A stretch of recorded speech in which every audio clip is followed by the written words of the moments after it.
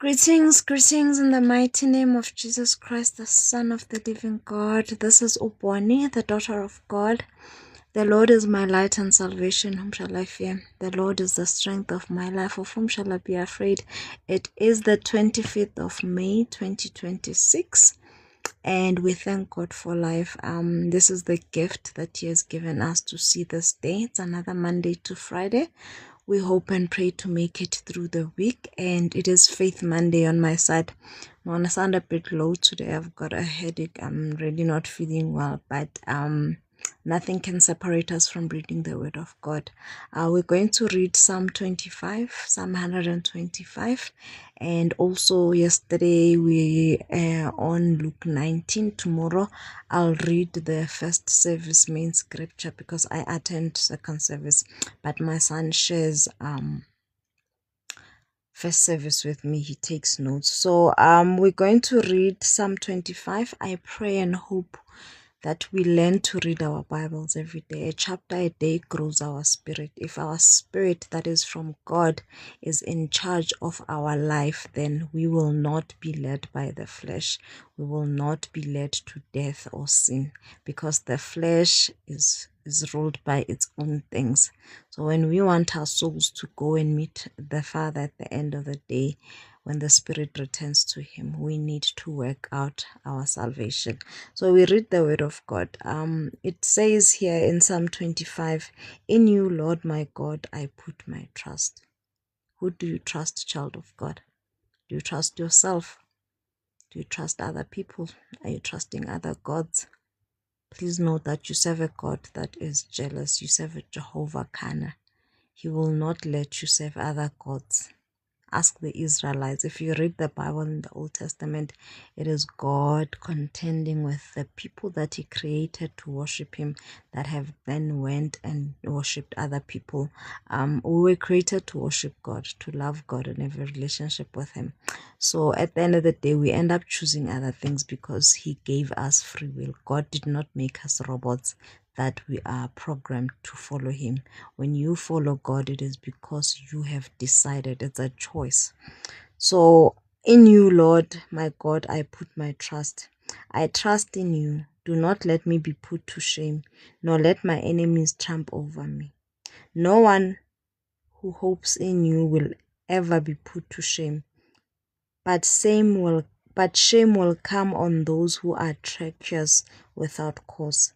Verse 4, show me your ways, Lord. Teach me your paths. Guide me in your truth and teach me.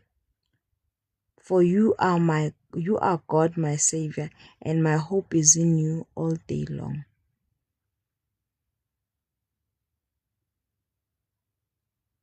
Verse 6, remember, Lord, your great mercy and love. Remember, Lord, your great mercy and love, for they are from old. Verse 7, do not remember the sins of my youth and my rebellious ways.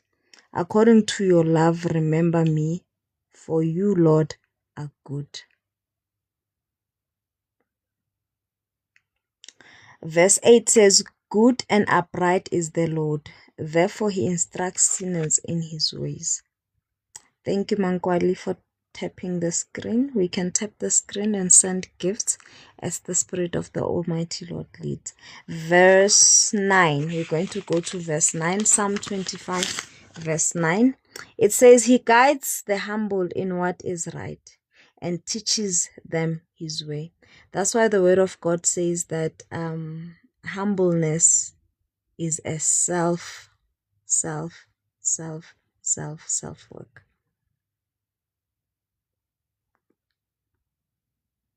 For you to be humble, you need to do it yourself. No one is going to do it for you.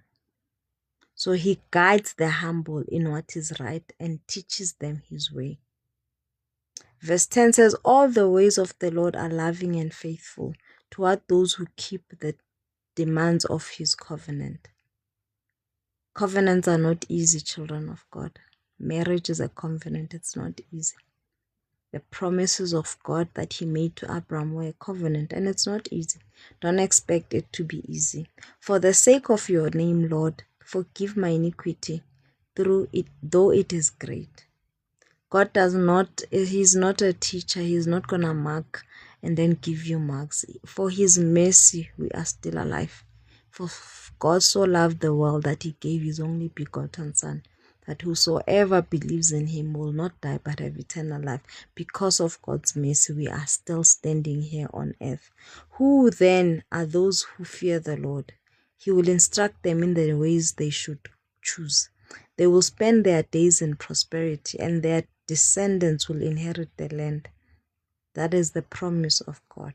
It says, who then are those who fear the Lord? Do you fear the Lord? The Bible says that the beginning of wisdom is to fear the Lord. And here, He's giving a promise to those who fear the Lord. We are in an era where people no longer fear God. They will rather say, yeah, don't judge me, only God will judge me. When the time comes and God judges you, it's the end.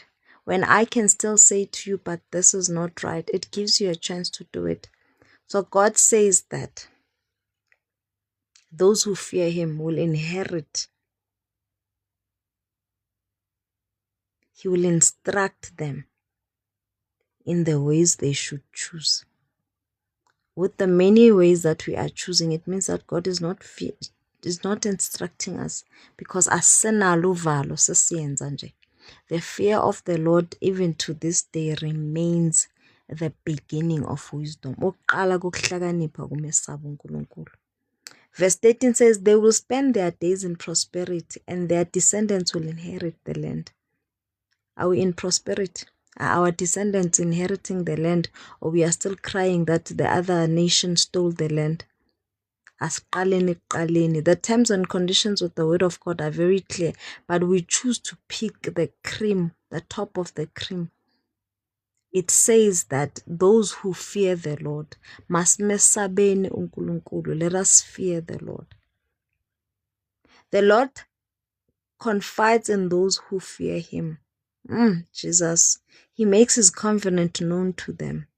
My eyes are ever on the Lord, for only He will release my feet from the snare. Turn to me and be gracious to me, for I am lonely and afflicted.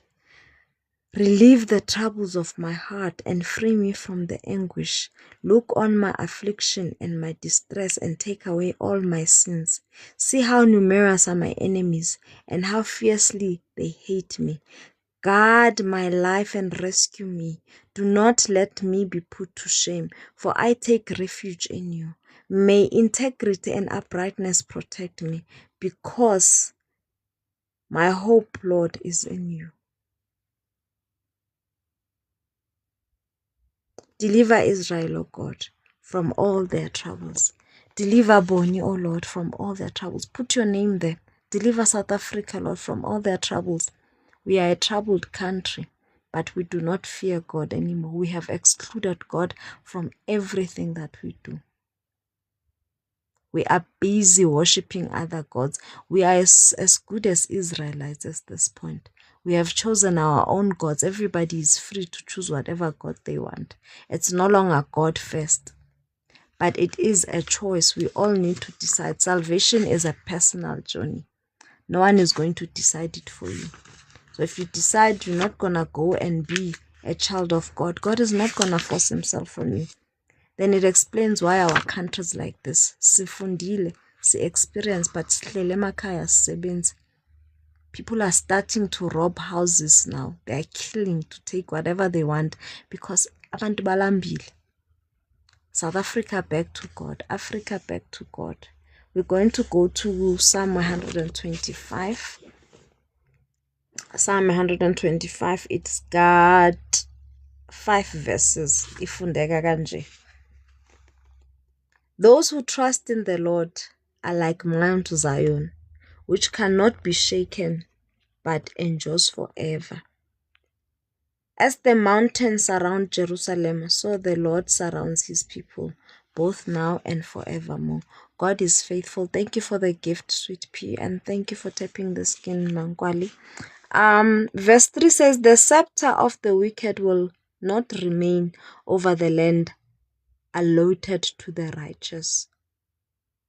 For then the righteous might use their hands to do evil. Lord, do good to those who are good, to those who are upright in heart. But those who turn to crooked ways, the Lord will banish evildoers. Sawubona Madlanga Commission. The Lord is able to deal with the wicked. It's just that us who fear the Lord need to come to Him and ask Him to help us, to defend us. He says in His word that the government is on His shoulders, so nothing is impossible for our God. Let us continue to trust God for our country. It is not nice that many of us are educated and we are sitting at home doing nothing. The children are going hungry. Some have resulted in crime. Because of the fear of the Lord, we are sitting and asking God to open doors for us to be employed again, or open doors for us to have business. Some are opening their own doors because they don't fear God. They are killing people, they are robbing houses. We're going to go to Luke 19. At church yesterday, we were taught about waiting your season. We were taught that it does not matter what is it that is making you not to be able to see Jesus, not to be able to see God in your life, but you can do something about it. Zacchaeus was challenged by his height. I don't know what is challenging you today, but make a way that you find Jesus, that you see Jesus, so that He can be able to assist you. And don't judge yourself. Because I'm not good enough to be next to Him. Come closer to Jesus Christ. Open your heart, believe, and He's able to come and sort out whatever it is that is troubling you. It might be your height, it might be your finances, it might be your family, it might be your children, it might be a lot of things, but God is able to work it out. He went and dined with Zacchaeus, tax collector as he was. Thanks for the gift, Sweet Pea. Tax collector as he was, short as he was. What is it that is standing in your way of seeing Jesus? What is it? Make a way. Try. Faith without works is dead. Zacchaeus climbed a tree. So you can't just sit. You can't. You can't just sit and do nothing. You need to work. Faith without works is dead. Zacchaeus climbed a tree. What are you doing? I'm reading the word of God. I'm trusting God. I pray. It's not easy. It's very hard to be a parent and you're not able to work in this economy that we live in. Even the little money you get to buy food, it doesn't buy much anymore, but we continue trusting God. Luke 19, that was the scripture for second service where we were being encouraged that it doesn't matter what is it that is stopping you from your journey with God, but at the end of the day, you need to do something about it. Zacchaeus climbed a tree. What is it that you need to do? You need to find your purpose and fight. We are all called for something. Find what God has called you. He says, I knew you before you were anything in your mother's womb. So don't be scared. God knows everything about you. He knows what is supposed to happen. You just need to come and trust Him because He gave us free will. So it is us that have to go to Him. It's not going to happen automatically. You can't just be and everything else is going to come. The only gift we got was Jesus Christ, and He came and died for us. After that, you say Amen. Bes uyasukuma uyasebenza. Acts 19 says, Paul is in Ephesus.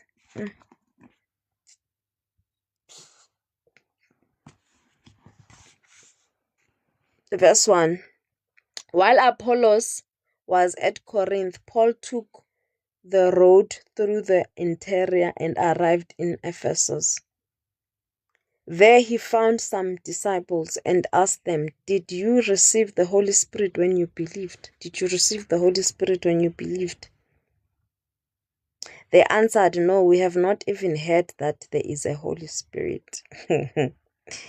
So Paul asked, Then what baptism did you receive? John's baptism, they replied. Paul said, John's baptism was a baptism of repentance. He told the people to believe in the one coming after him, that is Jesus. On hearing this, They were baptized in the name of the Lord Jesus. When Paul placed his hands on them, the Holy Spirit came on them, and they spoke in tongues and prophesied on them. And they spoke in tongues and prophesied. There were about 12 men in all. Let me see if I got the right chapter. We read about Zacchaeus climbing the tree. Let's see. It's 1 to 10. Boom, boom, boom, boom, boom. I don't think I got the right chapter. Let's see, maybe it was 12.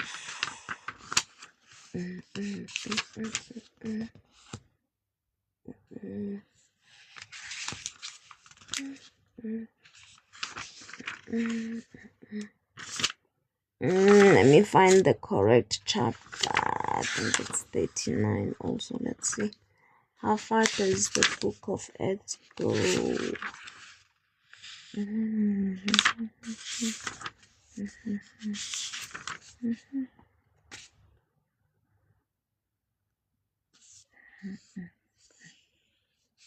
Oh, it was Luke, not Acts. God, I'm thinking, why am I lost? Sorry about that. We read the book of Luke 19. Sorry, not Acts. Luke 19. Luke 19. Luke 19. I don't know how I got to Acts, but I'll go and read Luke 19 later. Acts 19. Okay, we read Luke 19, not Acts. Bazalwane. Apologies there. Yes, it's Luke 19, not Acts, and I'm very sorry about that.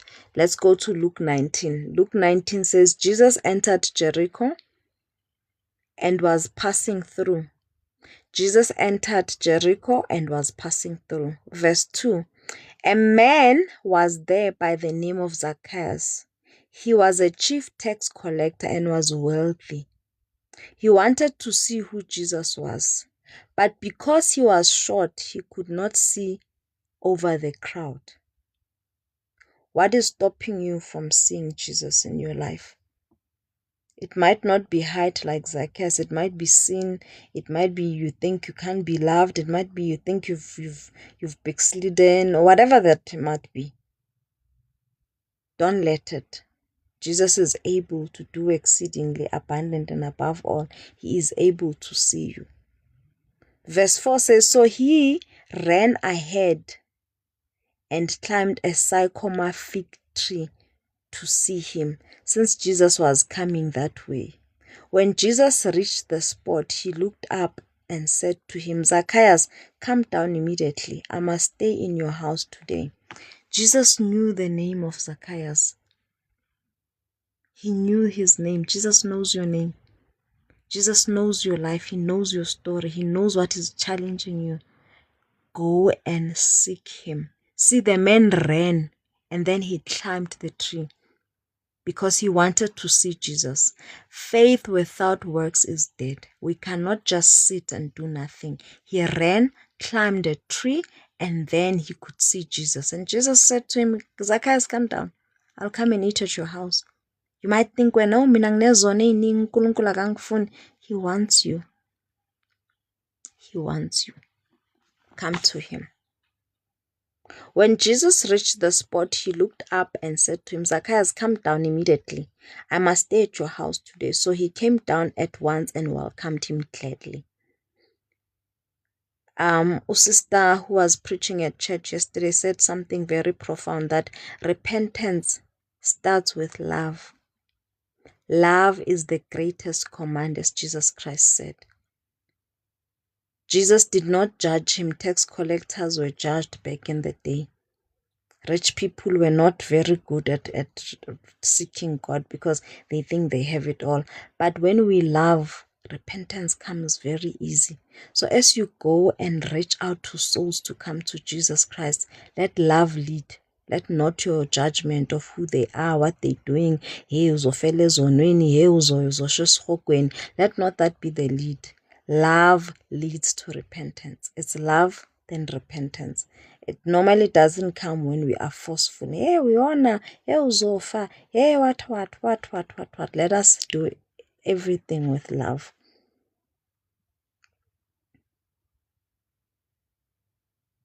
But Zacchaeus stood up and said to him, Lord.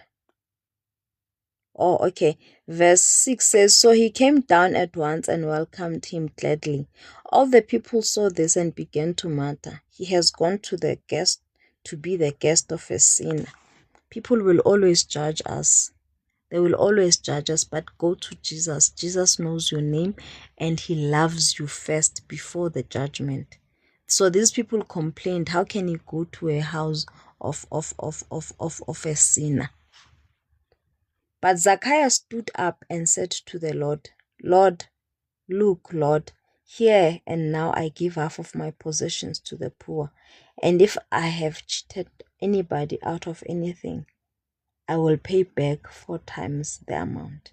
Jesus said to him, Today salvation has come to this house, because this man too is a son of Abraham. For the Son of Man came to seek and to save the lost. He did not come for the perfect. He came to seek and save the lost. The parable of the 10 minas. While they were listening to this, he went on to tell them a parable because he was near Jerusalem, and the people thought the kingdom of God was going to appear at once. He said, A man of noble birth went to a distant country to have himself appointed king and then to return. So he called 10 of his servants and gave them 10 minas. Put this money to work, he said, until I come back. But his subjects hated him and sent a delegation after him to say, We don't want this man to be our king. He was made king, however, and returned home. Then he sent for the servants to whom he had given the money, in order to find out what they had gained with it. The first one came and said, Say, your mina has earned 10 more. Well done, my good servant, the master replied. Because you have been trustworthy in a very small matter, take charge of 10 cities. The second one came and said, Say, your mina has earned 5 more. His master answered, You take charge of 5 cities. The other 7 came and said, Sir, here is your mina. I have kept it laid in a piece of cloth. I was afraid of you because you are a hard man. You take out what you did not put in and reap what you did not sow. His master replied, I will judge you by your own words. You wicked servant. You knew, did you, that I am a hard man, taking out what I did not put in and reaping what I did not sow? Why then didn't you put my money on deposit so that when I come back, I could have collected it with interest? Then he said to those standing by, Take his mina away from him and give it to the one who has 10 minas. Sir, they said, he already has 10. He replied, I tell you that to everyone who has, more will be given. But as for the one who has nothing, even when they have, will be taken away. But those enemies of mine who did not want me to be king over them, bring them here and kill them in front of me. Jesus comes to Jerusalem as king. After Jesus said this, he went on ahead, going up to Jerusalem. As he approached Bethphage and Bethany at the hill called the Mount of Olives, he sent 2 of his disciples, saying to them, Go to the village ahead of you, and you enter it. You will find a colt tied there, if no one has ever, which no one has ever ridden. Untie it and bring it here. If anyone asks you, Why are you untying it? Say, The Lord needs it. Though those who were sent ahead went and found it, just as he had told them. As they were untying the cord, its owners asked them, "Why are you untying the cord?" They replied, "The Lord needs it." They brought it to Jesus. They threw their cloaks on the cord and put Jesus on it. As he went along, people spread their cloaks on the road. When he came near the place where the road goes down the Mount of Olives, the whole crowd of disciples began joyfully to praise God in loud voices for all the miracles they had seen. Blessed is the King who comes in the name of the Lord. Peace in heaven and glory in the highest. And verse 39, some of the Pharisees in the crowd said to Jesus, "Teacher, rebuke your disciples." "I tell you," he replied, "if they keep quiet, the stones will cry out." If you keep quiet, the stones will cry out. God does not have to beg us to do what we are supposed to do. We were made to worship God, to love God, and trust God. As he approached Jerusalem and saw the city, he wept over it and said, "If you, even you, had only known on this day what would bring you peace, but now it is hidden from your eyes. The days will come upon you when your enemies will build an embankment against you and encircle you and hem you on every side. They will dash you to the ground, you and the children within your walls. They will not leave one stone on another, because you did not recognize the time of God's coming to you." So let us not allow anything to block us from seeing Jesus in our lives. Whatever it is that is defending you or preventing you from being with Jesus Christ, work at it. If you must climb a tree, climb a tree. If you must run ahead of the crowd, run ahead of the crowd. Whatever God has given you, multiply it. That purpose He's trusted you with, use it, so that when He returns, you are not just sitting and covering what purpose He has given it to you. Read your Bible every day, and may the good Lord be with you as you read it. Thank you very much for joining me. I'll be here again tomorrow, hopefully at 12. I'm not feeling very well, but I will log in to read the Word of God. Thank you so much for everybody who tapped the screen and all the gifts. May we read our Bible every day. Thank you, Sweet P. Thank you very much.